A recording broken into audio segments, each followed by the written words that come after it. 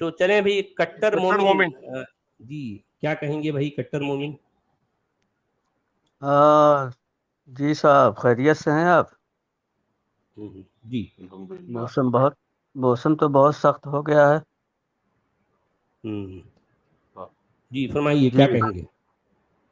میں یہ کہہ رہا تھا کہ بھائی ابھی ایک صاحب آئے جس پہ آپ تبصرہ کرتے ہوئے کہہ رہے ہیں کہ آپ نفرت پھیلاتے ہیں، تو اس میں کوئی دو رائے نہیں ہے کہ نفرت واقعی پھیل رہی ہے ان سب ساری چیزوں. نفرت کون پھیلا رہا ہے؟ قرآن پھیلا رہا ہے کہ سچ والا؟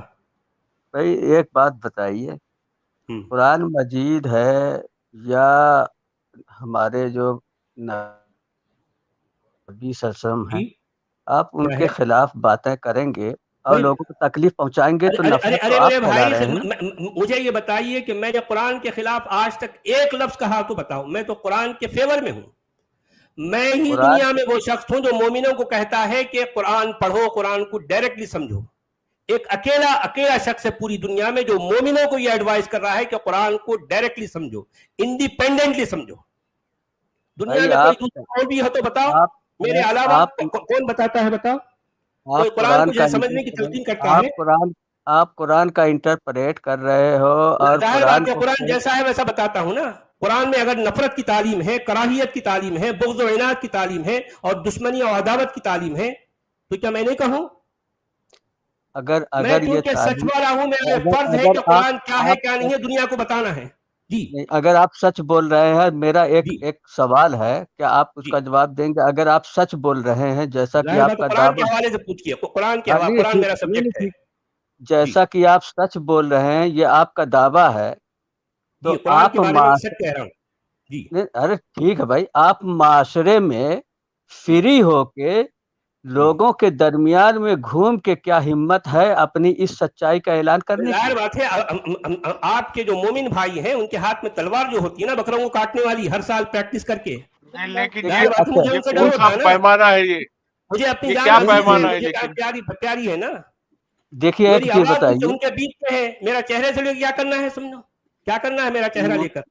مومن دیکھیے ایسا ہے، کوئی مومن آپ کو کوئی تلوار لے کے مارنے کے لیے نہیں کھڑا ہے. مومنوں کی جو ہے پوری تاریخ آپ پوچھ کیوں رہے؟ لیکن مومنوں کے نبی جو ہے یہی تو کام کرتے رہے.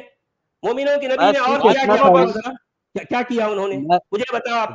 آپ جو ہے آپ اگر مومن ہیں تو اپنے نبی کی کوئی ایسی کوالٹیز بتاؤ جو واقعی کسی اور میں نہیں ہے. چلو نمبر 1 کوالٹی بتائیے بھائی. یہ عبدالحمید صاحب ذرا پین پیپر لے کے بیٹھ جائیے. ہمارے بھائی جو ہے جو کٹر مومن ہیں یہ اپنے نبی کی کوالٹیز جو ہے بتانے والے ہیں. یہ نمبر 1 کوالٹی. جی کوالٹی نمبر 1. آپ جو بات آپ کے نبی کی کوالٹی نمبر 1 اور آپ کے قرآن کی کوالٹی نمبر 1 بتاتی جائیے جو کہیں اور یونیک. یہ نمبر 1 لکھتے جائیے بھائی. میں لکھ رہا ہوں. جی آپ دونوں بھی لکھیے. نپور شرما نے جو کچھ کہا ہے آپ اس کو سپورٹ کرتے ہیں کیا؟ ارے یار محمد کی بات کرو. آپ اپنے نبی کی یونیک کوالٹی بتائیے. آپ عربی کتاب کی محمد صلی اللہ علیہ وسلم کے بارے میں نپور شرما نے جو بکواس کیا آپ اس کا سپورٹ کرتے ہیں؟ ارے ظاہر بات ہے وہ آدمی جیسا ہے اس کو ویسا بیان کرنا ہے نا. جی اس کا مطلب آپ کے پاس اپنے نبی کی کوئی کوالٹی نہیں ہے. آپ کے پاس نبی کی کوالٹی نہیں ہے. ایک بتائیے نپور شرما نے جو بکواس کی اگر وہ غلط نہیں ہوتا تو حکومت اس کو پابندی کیوں لگاتی؟ سنو ارے کٹر مومن بھائی یہ کوئی سوال نہیں ہے. نپور شرما سے کیا لینا دینا ہمارا یار؟ آپ کو سوال پوچھا کیا جا رہا؟ آپ نپور شرما کا نام لے رہے. آپ یہ بتائیے نپور شرما امپورٹنٹ ہے. کون امپورٹنٹ کون ہے؟ خیال سے جڑے ہوئے ہیں نا آپ. نپور شرما کے خیالات سے جڑے ہوئے ہیں. میں کسی کے خیالات سے جڑا ہوا ہوں. میں نبی کے خیالات اور قرآن کے خیالات سے جڑا ہوا ہوں. وہ خیالات جو قرآن میں میں دنیا کو بتاتا ہوں. نپور شرما کو گورنمنٹ میں دیکھیے میرا کہنے کا مطلب یہ ہے کہ آپ لوگ ڈرتے ہیں گورنمنٹ سے. سنو بھائی جی ہمارے کٹر مومن بھائی، نہ آپ کے پاس اپنے نبی کے بارے میں کوئی یونیک کوالٹی آپ کو پتا ہے اور نہ قرآن کی کوئی یونیک کوالٹی کا پتا ہے. پتا کچھ بھی نہیں ہے آپ کو. آپ ہوا میں پوڑیاں چھوڑنے والے ہیں. آپ کو ایک بار اور موقع دیا جا رہا ہے کہ اپنے نبی کی یونیک کوالٹی بتائیں اور اپنے قرآن کی یونیک کوالٹی بتائیں. نپور شرما نے نبی صلی اللہ علیہ وسلم کی میں کوالٹی کیا بتاؤں؟ نپور شرما نے تو صرف اتنا ہی जो बात की है, और गवर्नमेंट ऑफ इंडिया, पूरी दुनिया के लोग गवर्नमेंट ऑफ इंडिया को शर्मिंदगी उठानी पड़ी। क्यों उठानी पड़ी? चले, इसका मतलब ये आपके नबी की यूनिक क्वालिटी है। चले, बहुत बहुत यही चलो, क्वालिटी है हाजी। नंबर एक नुपुर हो गई शर्मा, आपकी बात, हो गई। दूसरा नहीं, नंबर मैं क्या फिर है? भी बात हो गई कहना भाई। चाहता नंबर नहीं, दो। अभी क्वालिटी नंबर 2 जी, क्वालिटी नंबर 2 आपके नबी की क्वालिटी नंबर 2, एक क्वालिटी तो हम लिख लिए। नुपुर शर्मा, उनकी क्वालिटी नंबर 2 ये है कि आपको हिम्मत नहीं हो रही है कि नबी सल्लल्लाहु अलैहि वसल्लम की शान में गुस्ताखी करते हुए आप पब्लिक में आ सके। अच्छा, मुझे ये अगर बताया मैंने क्या अरे गुस्ताखी भैया, की, जरा बता। आप यार मैंने कुछ क्या पढ़े गुस्ताखी लिखे की? हो कि बस ऐसी ही बातें करते हो? ने कट्टर मोमिन पढ़ा लिखा नहीं होता भाई, कट्टर मोमिन जो है मोमिन होता है। बात क्या हो रही है? बात क्या, जवाब क्या दे रहे हो? ये बात यही हो रही है कि आप लोग दिन रात अरे नबी सल्लल्लाहु भैया, अलैहि वसल्लम की शान कहाँ में कहाँ रहते हो? गुस्ताखी अरे करते हो, भैया, कट्टर अच्छा, कुरान हमने को क्या कहाँ गुस्ताखी रहते की, हो? जरा बताओ। अच्छा, हमने क्या गुस्ताखी की, ये बताओ, कौन सी क्या गुस्ताखी की? अपनी बात में तो पब्लिक में आइए ना, अपने अरे चेहरे को अरे लाइए। अरे मेरे भैया, हमने क्या गुस्ताखी की? सच वाला जी, भाई, कुरान ये कह रहा है जी। ए भाई का बोलिए मेरे कहना भाई। है कि आप पब्लिक में आके मैसेज दीजिए। ऐसा अल्लाह ने क्यों नहीं किया? वो तो हमारे बीच नहीं आया, उसने वहां से एक थर्ड पर्सन सेलेक्ट किया, जिब्राइल, वो आया मोहम्मद पे, मतलब ऐसा जैसा कुरान में लिखा है, ठीक है? तो वो नहीं आके बीच में मैसेज दे सकता है, पर हमको मैसेज बीच में देना चाहिए जाके। गजब। अरे क्रिश भाई, लेकिन हम तो पब्लिक में है ना, सोशल मीडिया प्लेटफॉर्म पे बैठे, अभी 2000 लोग देख रहे हैं अभी, और कैसा रहता पब्लिक में आना? इसी को बोलते हैं। अब्दुल कि अल्लाह मियाँ ने अब्दुल दुनिया में आके नहीं पैगाम दिया, उसको ये पता नहीं अल्लाह मियाँ दुनिया में आने का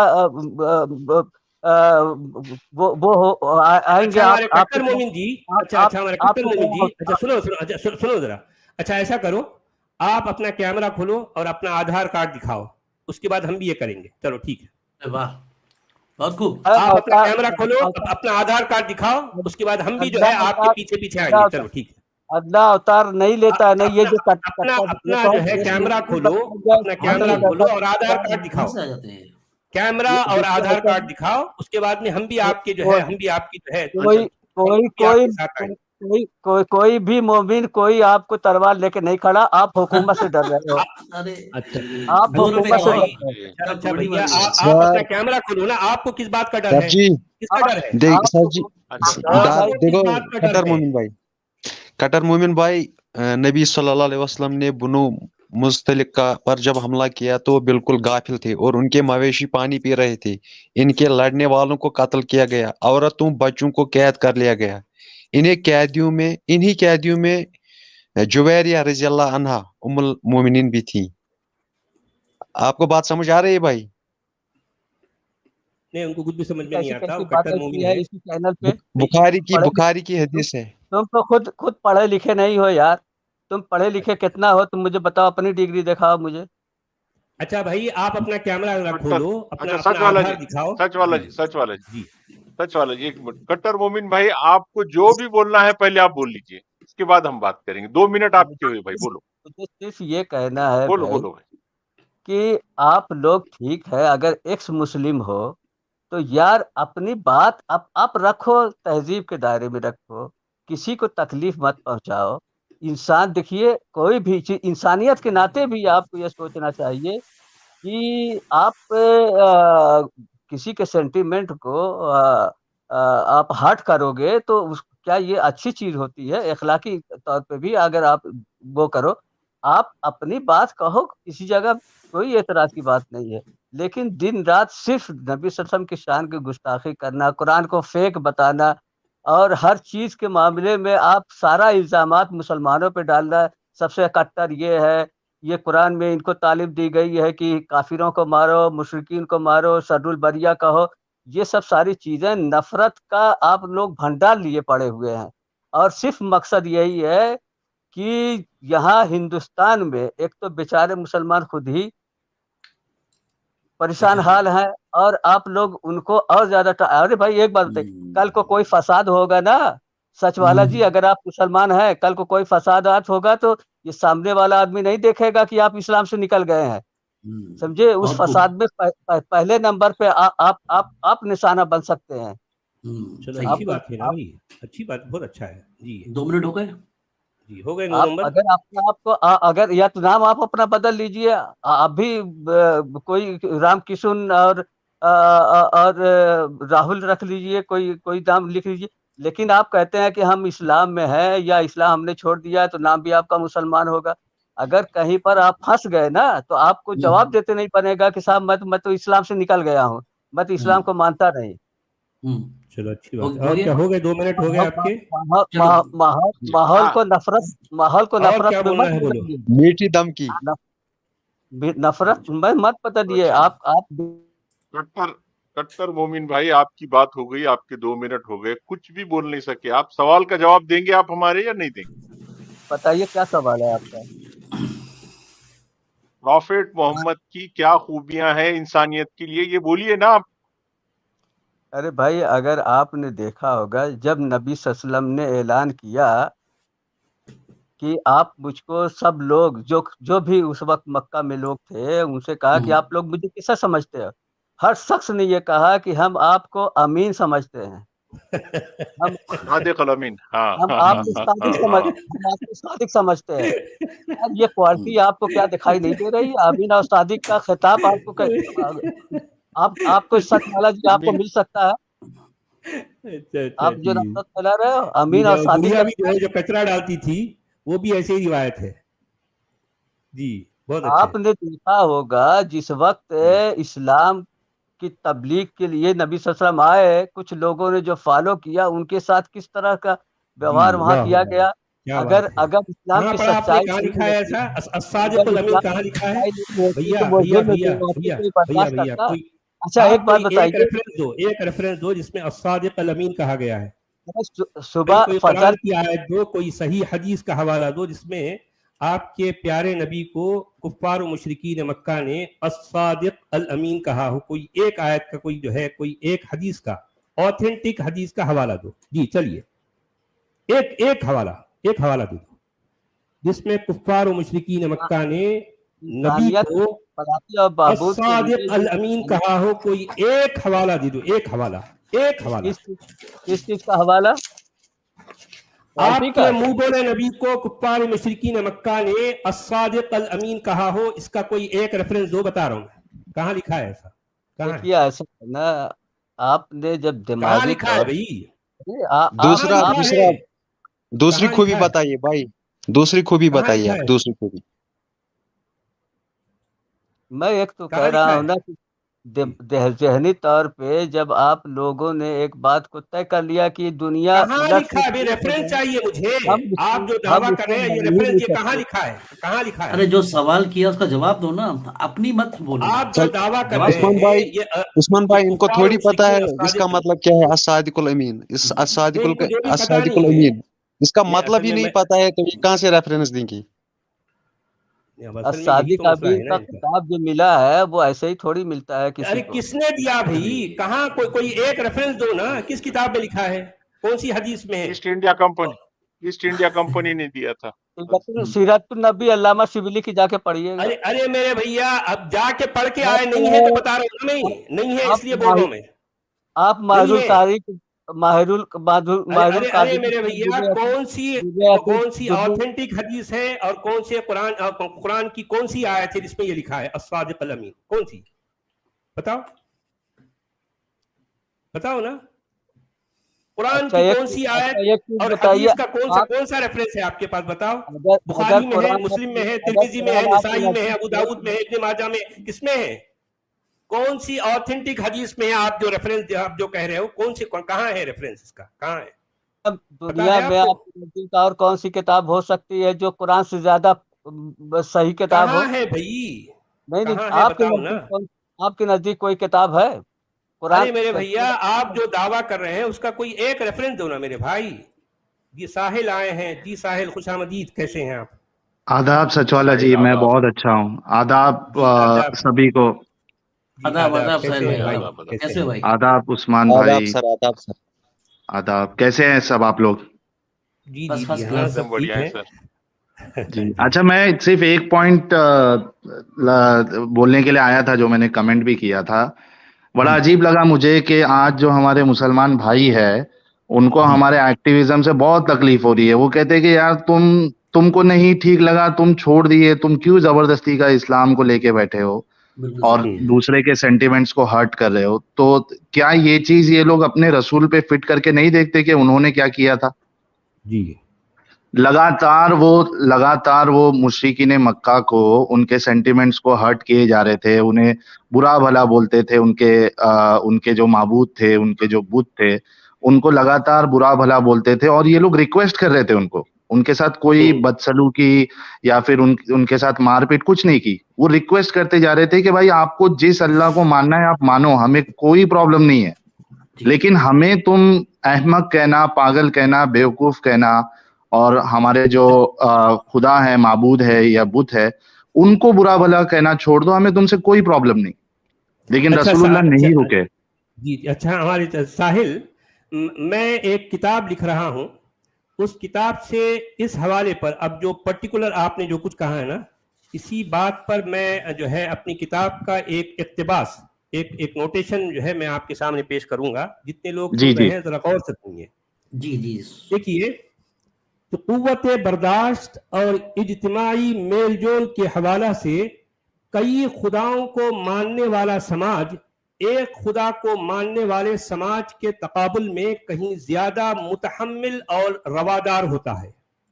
جس شہر کو مکہ کہا گیا ہے اس کی بھی لگ بھگ یہی خاصیت تھی. سماجی اور اعتقادی اعتبار سے مکہ دراصل سیکولر سوچ اور فراخ ذہن لوگوں کا شہر تھا. اس شہر کے باشندے آپس میں مل جل کر رہتے, اپنے اپنے خداؤں کو پوجتے اور ان کے لیے نظر و نیاز پیش کرتے تھے. خدا کو لے کر ان کے ہاں نہ کوئی جھگڑا ہوتا اور نہ خدا کے نام پر کوئی نفرت و کراہیت برتی جاتی. ان میں کا کوئی بھی فرد نہ کسی دوسرے کے خدا کو باطل ٹھہراتا تھا اور نہ کسی دوسرے کے خدا کی تحقیر و تذلیل کرتا تھا. ایسے علاقے, ایسے زمانے اور ایسے لوگوں کے بیچ ایک شخص اٹھ کر یہ چران پھیلانے لگا کہ دوسروں کے تمام خدا یکسر غلط اور باطل ہیں, صرف میرا ہی خدا بالکل صحیح و برحق ہے. اپنے منہ میاں مٹھو بن کر دوسروں کے خداؤں کا استہزاء اور تمسخر کرنا اس آدمی کے شب و روز کا وتیرہ بن چکا تھا. باشندگان مکہ نے اس شخص کو ہر طرح سے سمجھایا بجھایا کہ وہ اپنی اس نرالی روش سے باز آ جائے, مگر یہ شخص تھا کہ دوسروں کے ہر مشورے کو نکارتے ہوئے اپنی ضد پر اور تنگ نظری پر اڑا رہا. اس نئے راگی نے نہ صرف یہ کہ مکہ والوں کے معبودوں کی برملا طور پر گستاخیاں کی تھیں, بلکہ ان کے معاشرتی شیرازے کو بھی بکھیر کر رکھ دیا تھا. ان کے سماج کو دو ٹکڑوں میں بانٹ کر مومن اور کافر والی درست دراڑیں ڈال دی تھیں. سگے بیٹے کو سگے باپ کا مخالف, سگے بھائی کو سگے بھائی کا دشمن, شوہر کو اپنی ہی بیوی کا نامحرم, ایک پڑوسی کو اپنے پڑوسی کا حریف و بدخواہ اور ایک دوست کو اپنے ہی دوست کا مخاصم بنا ڈالا تھا. اب ذرا توقف کیجئے اور غور فرمائیے کہ عددی کثرت, اجتماعی طاقت اور زمینی امکانیات کے باوجود مکہ والوں کی بے نظیر حلم و بردباری نہیں تو بھلا وہ کیا تھی کہ وہ لوگ اپنے وسیع المشرب سماج کے ایسے پرخطر اور سنگین مجرم کو بھی 1-2 سال نہیں بلکہ 13 برس تک جھیلتے اور سہتے رہے. صاحبان مکہ کا صبر و ضبط اور ان کی طاقت برداشت بلا شبہ خراج تحسین کے لائق ہے. دور حاضر کے 57 مسلم ممالک اور اسلام کی پوری تاریخ میں مکہ والوں کے جیسے ضبط و تحمل کا عشر عشیر بھی نہیں پایا جاتا. اگر یقین نہ آئے تو اپنی آنکھوں سے خود ملاحظہ کر لیجئے کہ تہذیب و تمدن کا زعم رکھنے والے مسلم معاشرے کے اندر کسی گستاخ اسلام کو کتنی دیر تک جھیلا اور برداشت کیا جا سکتا ہے. کیا بات سچ والا جی, بہت بہت بہت عمدہ, بہت زبردست, بہت زبردست. یہ میں اپنی کتاب لکھ رہا ہوں. تعریف کی ہے تو اس میں آپ نے ایام جاہلیت میں جو 50 سال اور سینکڑوں سال تک جو جنگیں ہوتی رہی ہیں اس کی بھی تاریخ تو پڑھی ہوگی آپ نے. اچھا سنو ذرا, یعنی ابن ہشام نے, سن لیجیے, ایک خاندان کا ایک آدمی اگر مر جاتا تھا تو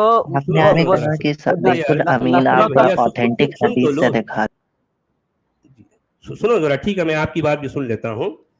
ابن ہشام نامی عباسی افسانہ نویس نے اپنے من گھڑنت الجاہلیہ کی شکل و شبیہ کو کچھ اس طرح سے پورٹریٹ کیا ہے کہ گویا اس زمانے میں ہر طرف اجڑ جنگجو اور خونخوار لوگ لڑتے جھگڑتے، شراب پیتے، زنا کرتے، جوا کھیلتے اور اپنی ننھی بچیوں کو زندہ درگور کرتے ہوئے گھومتے پھر رہے تھے۔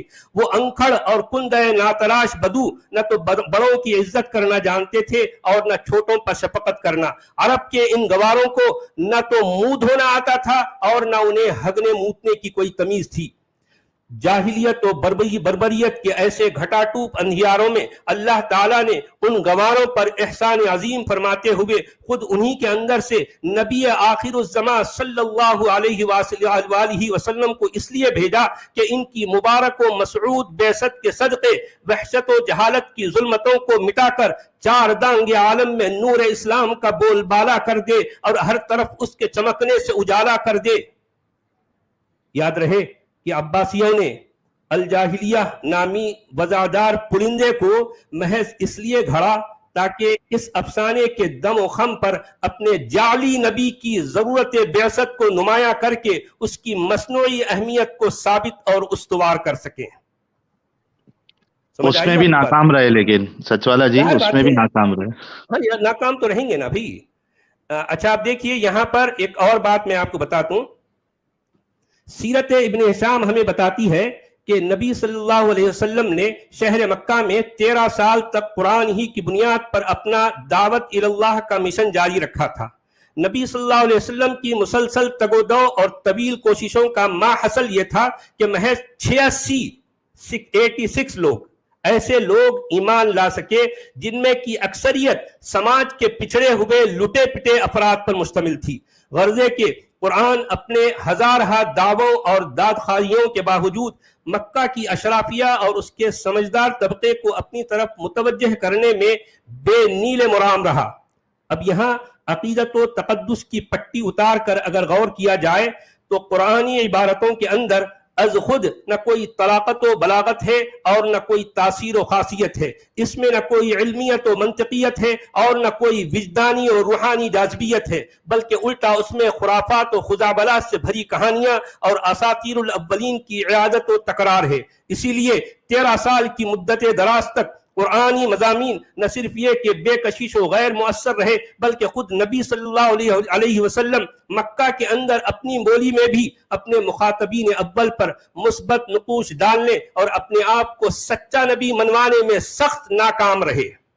اہل اسلام اپنا سینہ ٹھوک کر یہ دعویٰ کرتے آئے ہیں کہ کفار و مشرکین مکہ بعثت سے پہلے ان کے مزعومہ نبی کو الصادق الامین کہا کرتے تھے، حالانکہ ان کے اس دعوے کی نہ تو قرآنی نصوص سے کوئی توثیق ہوتی ہے اور نہ یہ دعویٰ کسی صحیح حدیث کے ذریعے پایہ ثبوت کو پہنچتا ہے، بلکہ اس کے برخلاف ایسی روایتیں پائی جاتی ہیں جن میں کفار و مشرکین مکہ نے نبی صلی اللہ علیہ وسلم کو مذمم، سقم بن عبداللہ اور ابن ابی کبشہ جیسے طنزیہ اور استہزائیہ کلمات سے ملقب کیا ہے۔ مزید برآں خود قرآن کی سورۃ المومنون کی آیت نمبر 38 ان هو الا رجل افترى على الله كذبا وما نحن له بمؤمنين سے تو الٹا ایسی متناقض خبریں ملتی ہیں کہ کفار و مشرکین مکہ نے نبی صلی اللہ علیہ وسلم کو کاذب اور مفتری علی اللہ سمجھا تھا، اور وہ لوگ نبی صلی اللہ علیہ وسلم کو مسحور، مجنون، مطعون فی النسب اور بنو عبد المطلب کا پالکڑا کہتے تھے۔ خیر قصہ مختصر یہ کہ نبی صلی اللہ علیہ وسلم کی 13 برس کی لگاتار جستجو اور انتھک کاوشوں کے باوصف اتمام حجت ہو ہی نہیں پایا، اور منطق و استدلال کی بے لاگ عدالت میں مکی قرآن اپنا الوہیتی مقدمہ بری طرح ہار چکا تھا۔ تبھی تو ایسی ہزیمت اور اس قدر پشیمانی کے بعد نبی صلی اللہ علیہ وسلم کے پاس کوئی دوسرا راستہ تھا ہی کیا سوائے اس کے کہ وہ اپنے آبائی شہر کو چھوڑ کر دبے پاؤں نکل پڑے۔ اسی قضیہ و نالش کو ابن ہشام جیسے مزور و ملتبس نے غالباً ہجرت کا ٹائٹل دے دیا ہے۔ ارے بھائی ظاہر ہے مکہ کے لوگ باغ किसी खुद साख्ता बनी इस्माइली शख्स को खुदा का सच्चा नबी आखिर कैसे मान लेते जिसके पास अपने दावे नबुवत की तायीद और तरफदारी में मुतलकन कोई रोशन दलील पाई न जाती हो। मक्का वालों के पहम तकाज़ों यानी नबी के दावे नबुवत के सच्चा होने पर लगातार सबूत मांगते जाने के बावजूद सबूत फराहम करने के बजाय निहायत भोंदे अंदाज में मक्का वालों को टरखा दिया गया था। दरहाले के इसी कुरान के अंदर बनी इसराइली नबियों को दम बदम मौजज़ात से भी नवाजा गया है और उन्हें बराहीन कातिया भी अता किए गए हैं, जबकि इस बनी इस्माइली नबी के पास अपनी ताईद और नुसरत में सिरे से न कोई मौजज़ा था और न कोई बुरहान कातिया पाया जाता था।